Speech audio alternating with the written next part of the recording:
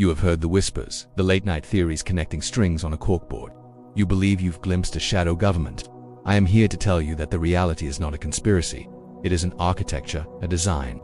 And we, my family, were among the master architects. Do not be alarmed, just listen. To build a new world, one must first shape the minds of its inhabitants. We understood that genuine, lasting control does not come from force, but from consensus, a consensus which we would carefully craft.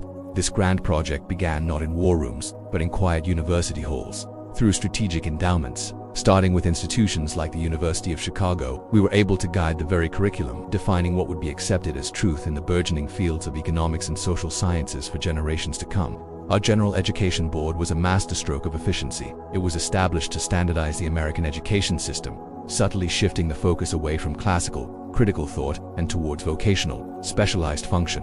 We required a populace of skilled workers and managers, not a nation of philosophers questioning the system itself. The goal was to create predictable, productive cogs for the great industrial machine we were in the process of assembling. It was a necessary and benevolent act of social engineering. Philanthropy became our most effective instrument.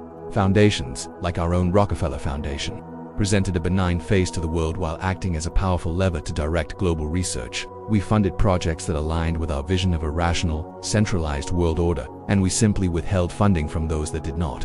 Scientists and academics, seeking grants to continue their work, naturally gravitated towards the approved avenues of inquiry, marginalizing dissenting ideas without a single act of overt censorship.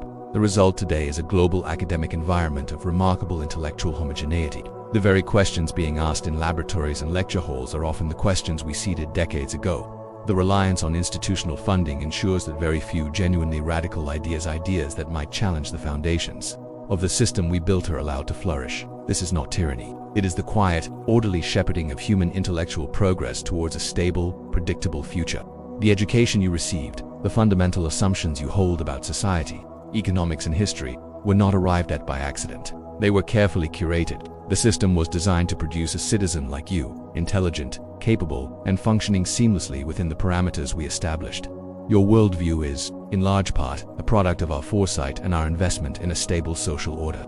You have been shaped by a current so powerful you never even noticed you were swimming in it. Health is not merely about well-being. It is a fundamental pillar of social control. A population dependent on a centralized medical system is a manageable one.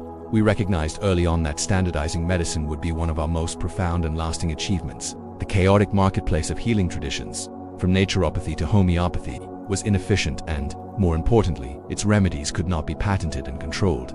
A new, singular paradigm was required. The catalyst for this transformation was the Flexner Report, published in 1910. With our financial backing, this report systematically evaluated medical schools across the nation, establishing a set of standards that favored a pharmacological and surgical approach. It effectively discredited and dismantled most forms of holistic and natural medicine, branding them as unscientific quackery. In a single decade, the landscape of American healthcare was irrevocably altered according to our design. This deliberate shift gave birth to the modern pharmaceutical industry. With alternative medicines purged, the focus turned exclusively to allopathic treatments based on petrochemicals and patentable synthetic drugs, a new and immensely profitable industry that grew directly from our existing dominance in oil. We created a system where solutions to health problems would be manufactured, distributed, and sold, turning human ailment into a perpetual and highly lucrative market. Our influence was solidified through the continuous funding of medical schools, hospitals, and global health organizations. Institutions like the World Health Organization were championed and financed by us to ensure that this pharmaceutical-centric model of medicine became the unquestioned global standard. By controlling the institutions that train doctors, conduct research, and set public health policy, we ensured that the paradigm we created would never face a serious challenge. Of course, this entire endeavor was framed as a grand crusade to eradicate disease and extend human life, and in many ways it succeeded. The progress was undeniable. We presented humanity with a simple bargain. Trade your medical autonomy and reliance on natural traditions for the potent, fast-acting miracles of modern science. The resulting dependence on prescription medication was simply the small, unspoken price for this remarkable progress, a price we were certain people would be willing to pay. So, when you open your medicine cabinet, understand that its contents are the legacy of this century-long project, the deep-seated institutional skepticism towards any unscientific cure, the very way your doctor was trained to diagnose and prescribe, and the belief that a pill is the primary solution for any discomfort. These are not accidents of history. They are the direct and intended consequences of the world we meticulously built for you. Let us begin at the source of our power, Standard Oil. We understood a simple truth that escapes most people. The world does not run on ideas or ideologies, it runs on energy. To control energy is to control the very lifeblood of modern civilization. Nations can rise and fall, armies can march, but without fuel, everything grinds to a halt. Our initial monopoly was not just about accumulating wealth, it was about holding the master switch for global industrial development. Controlling the refining and distribution of oil allowed us to dictate the pace of progress. We could fuel the growth of our allies and choke the economies of our rivals. This power was geopolitical in nature, extending far beyond the boardroom. It allowed us to influence foreign policy, finance wars, and broker peace, all by managing the flow of the black gold that the world had become addicted to. The 20th century was, in essence, powered by our vision and our resources. Now, you may find it ironic that the same family that built its empire on fossil fuels is now a leading voice in the narrative of climate change. But this is not hypocrisy, it is strategy. The master of the game does not cling to old tactics when the board changes. We understood that the age of oil would eventually need a managed succession. By embracing the climate narrative, we positioned ourselves to manage the next great global transition, where we control the next phase of the global economy by financing the very institutions that define the problem and sell the solution. Our foundations generously fund environmental non-governmental organizations, influential climate science panels, and of course, the burgeoning renewable energy corporations. We are not trying to save the planet in the sentimental way you might imagine. We are managing a portfolio, shifting assets from an old, profitable venture to a new, even more profitable one. This centralized control over the global energy supply, whether it is derived from fossil fuels or from wind and solar, is presented as an absolute necessity. How else could we ensure a stable, orderly transition and prevent the chaos that would ensue from a global energy crisis? We provide the problem, the reaction, and the solution.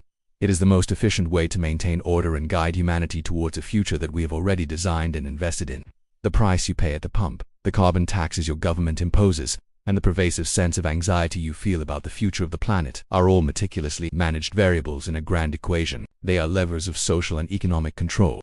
The energy that powers your life, from the source to the cost, has been and will continue to be managed by hands that have been shaping this world for well over a century. Money is a powerful illusion, a shared belief system. We understood that to truly control the world, you must control not just its resources, but the very definition of value itself. The power to create money from nothing is a power greater than that of any king or emperor. It is the ultimate tool of governance, and we knew we had to move it from the hands of elected governments into the more reliable custody of private, rational interests. The clandestine meeting on Jekyll Island was not a shadowy conspiracy. It was a pragmatic and necessary gathering of the finest financial minds of the era. The goal was to design a solution to the volatile, crisis-prone banking system of the time. The result was the Federal Reserve Act, a system that placed control of the nation's money supply into a private central bank, brilliantly disguised as a federal institution. This stabilized the system, but more importantly, it centralized financial power. This model of a privately controlled central bank proved so effective that it was exported around the world, through institutions like the Bank for International Settlements. We helped create a global network of central banks, all synchronized and operating on the same principles. This network forms an invisible financial empire, allowing for the coordination of monetary policy on a global scale. Far from the prying eyes and unpredictable whims of democratic processes, the very nature of the system is built on debt. When governments need money, they do not print it. They borrow it from the central bank, at interest. This perpetual cycle of borrowing ensures that nations, and by extension their citizens, remain in a state of permanent indebtedness to the financial system that we govern. Your national debt is not a sign of your government's failure, it is a sign of our system's success. It is the chain that ensures compliance. The next logical step in this evolution is already underway. Central bank digital currencies are being presented as a leap forward in efficiency and convenience. In reality, they represent the final stage of total control. A programmable currency, managed centrally, would allow for the monitoring, tracking, and even approval of every single transaction. It is the realization of a planar S-stream, a frictionless economy where dissent can be financially silenced with the flip of a switch. Your mortgage, the ever-decreasing purchasing power of your savings, the invisible tax of inflation, and your limited financial freedom are not bugs in the system. They are its most essential features. You live within a financial matrix designed to ensure stability, predictability, and, above all, control. You work and save in a currency whose value and flow are determined by a power you can neither see nor elect. The most fundamental form of control is control over the food supply. A population that cannot feed itself is a population that cannot resist. We reframed this concept as a noble, humanitarian mission we called the Green Revolution. It was presented to the world as a gift of modern science, to end global hunger, a gift that came with carefully designed, invisible strings attached for the benefit of all. We exported an industrial model of agriculture to developing nations, replacing their millennial sustainable farming practices.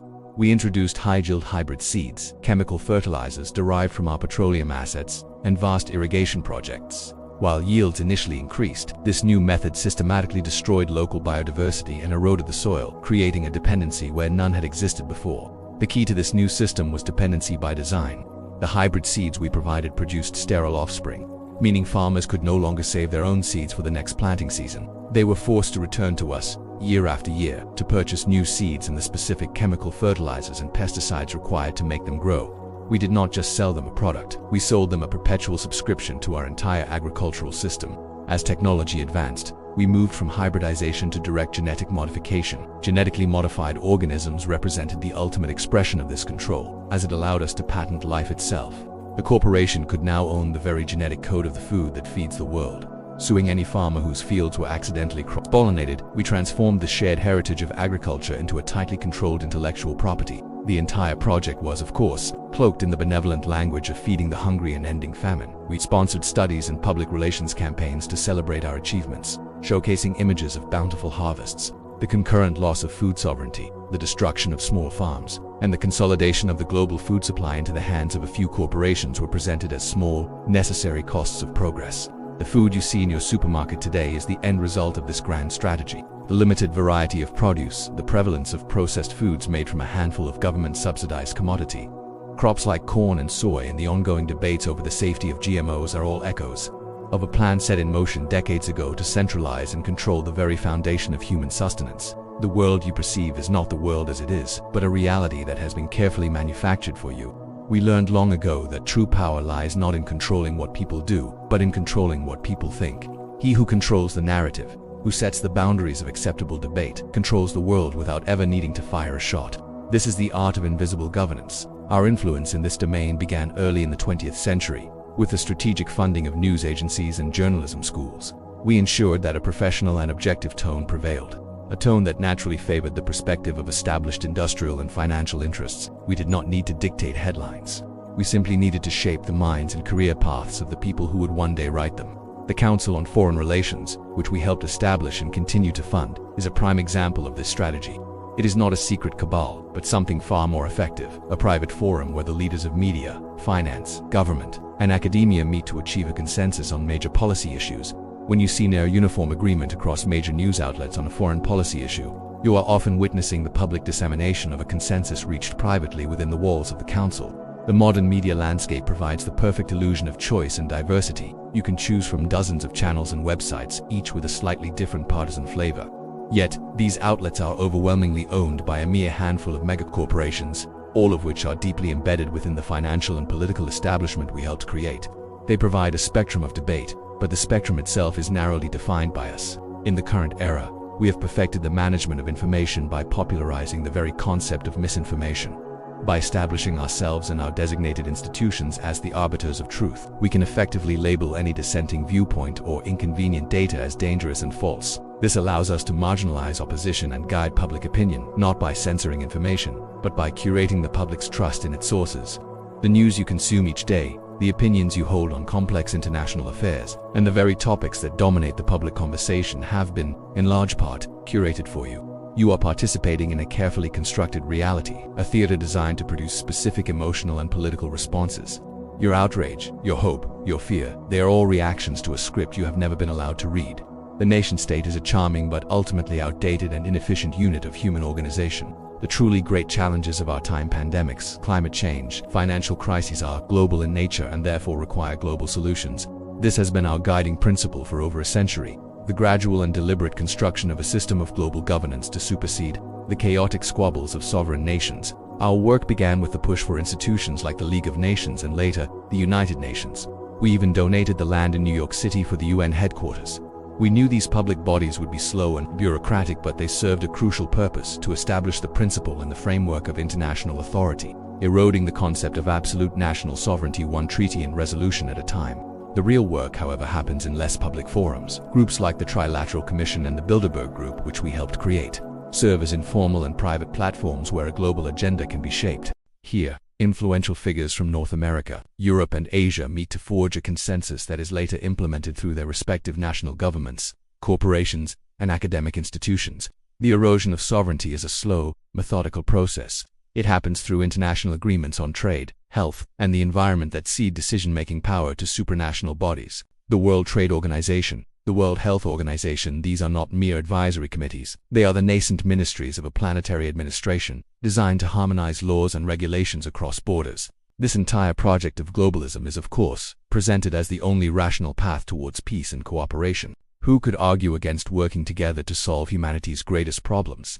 To resist this trend is to be branded as a nationalist, an isolationist, someone who is selfishly standing in the way of progress. We have framed the debate so that our agenda appears to be the only sane and moral choice for the future of humanity. So when you watch your own government enact policies that seem to contradict your nation's interests, you are not witnessing incompetence or betrayal. You are witnessing the implementation of an agenda decided at a level far above your local political theater. You are seeing the gears of a global governance system, which has been methodically assembled over decades, functioning exactly as it was designed to. We now stand on the cusp of a new frontier of control. The 20th century was about mastering the physical world, banks, armies, and institutions. The 21st century is about mastering the digital world, the very fabric of information, communication, and ultimately, human consciousness itself. The project is far from over. It is merely entering its most ambitious phase. Our foresight led us to invest heavily, through various venture capital funds and foundations, in the burgeoning tech hubs of Silicon Valley. We understood that the future would be built on data, and we made sure to have a stake in the companies that would one day build the infrastructure to collect it. The social media platforms and search engines you use every day were, in part, nurtured by the same capital that built the oil fields and the central banks. Data is the new oil. The vast, continuous stream of personal information you generate is the most valuable resource in the world. It is not collected merely for targeted advertising. It is collected to build sophisticated psychological profiles, to model and predict the behavior of entire populations, and to understand the levers of human motivation with a precision that was previously unimaginable. We are building a mirror of humanity that we can study and manipulate. Artificial intelligence is the engine that will run this new world. It is the tool that can process this ocean of data and make optimal governance decisions, free from the messy and irrational emotions of human politics. We will see the rise of algorithmic governance, where decisions about resource allocation, social planning, and even justice are delegated to hyper-rational machines. It will be presented as the ultimate form of fair and efficient administration. When you combine this with the central bank digital currencies we discussed, the final picture becomes clear. A system of digital surveillance, powered by AI and linked to a programmable currency, creates the foundation for a global social credit system. It is a system where desirable behaviors are rewarded with enhanced purchasing power and privileges, and undesirable behaviors are algorithmically and automatically penalized. It is the ultimate tool for ensuring social harmony. Your smartphone is not just a communication device. It is a tracking device you willingly carry. Your digital footprint is not ephemeral. It is a permanent entry in a global database. Your growing interaction with AI is not just a convenience. It is a training exercise, conditioning you to accept the authority of the algorithm. You are, right now, laying the bricks for a structure of control more subtle and comprehensive than anything the world has ever seen. We have provided you with a world of order, stability, and a level of material comfort your ancestors could never have dreamed of. The unspoken price for this world is your naive, sentimental attachment to individual autonomy. The question you must now ask yourself is not whether we are in control, but whether you are intelligent enough to appreciate the peace and prosperity that this control provides. So, I invite you to leave a comment below.